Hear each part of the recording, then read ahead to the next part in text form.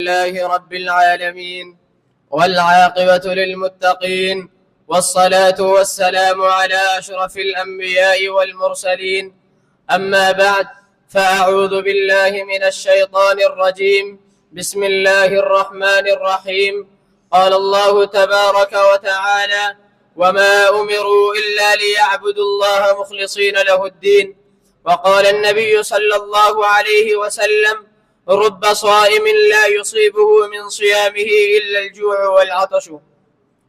میرے محترم و مکرم اساتذہ کرام اور میرے ہم سفر ساتھیوں، آج میں آپ حضرات کے سامنے جس موضوع پر گفتگو کرنا چاہتا ہوں وہ ہے ہماری عبادت بے اثر کیوں۔ حضرات گرامی قدر، ہماری عبادت بے اثر کیوں ہو جاتی ہے؟ حالانکہ ہم روزے رکھتے ہیں، نمازیں بھی پڑھتے ہیں، حج ادا کرتے ہیں، اللہ رب العالمین کی اور بھی عبادت کرتے ہیں، اس کے باوجود ہماری زندگیوں میں خوشی اور سکون، راحت، برکت اور تبدیلی کیوں نظر نہیں آتی؟ اس لیے کہ اس کی سب سے بڑی وجہ اور پہلی یہ ہے کہ ہمارے دلوں میں اخلاص نہیں ہے۔ اللہ رب العالمین قرآن مجید میں ارشاد فرماتے ہیں وَمَا أُمِرُوا إِلَّا لِيَعْبُدُوا اللَّهَ مُخْلِصِينَ لَهُ الدِّينَ، انہیں حکم نہیں دیا گیا مگر یہ کہ وہ اللہ رب العالمین کی خاص عبادت کریں۔ اس آیت سے ہمیں یہ معلوم ہوتا ہے کہ عبادت صرف اللہ کی ہونی چاہیے، نہ غیروں کی، نہ کہ دکھلاوے کے لیے۔ قرآن مجید میں اللہ رب العالمین کا فرمانے فَاعْبُدِ اللَّهَ مُخْلِصًا لَهُ الدِّينَ، جو بھی عبادت کرو خاص اللہ رب العالمین کے لیے کرو۔ دوسری بڑی وجہ یہ ہے کہ ہم گناہ کرتے جاتے ہیں، لیکن جب تک انسان گناہ کرتا جاتا ہے تو اس کے عبادت کم ہو جاتے ہیں، عبادت بڑھتے نہیں۔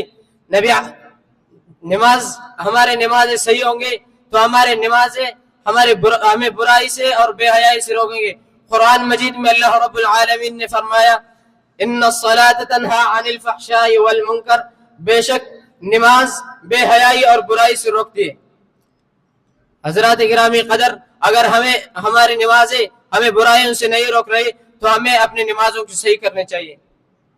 نبی علیہ الصلوۃ والسلام کا فرمان ہے رب صائم لا يصيبه من صيامه الا الجوع والعطش، کتنے ہی روزے دار ایسے ہیں جو روزے رکھتے ہیں مگر ان کے روزے انہیں بھوک اور پیاس کے سوا کچھ حاصل نہیں دیتے، یعنی انہیں کچھ فائدہ نہیں دیتے بغیر بھوک اور پیاس کے۔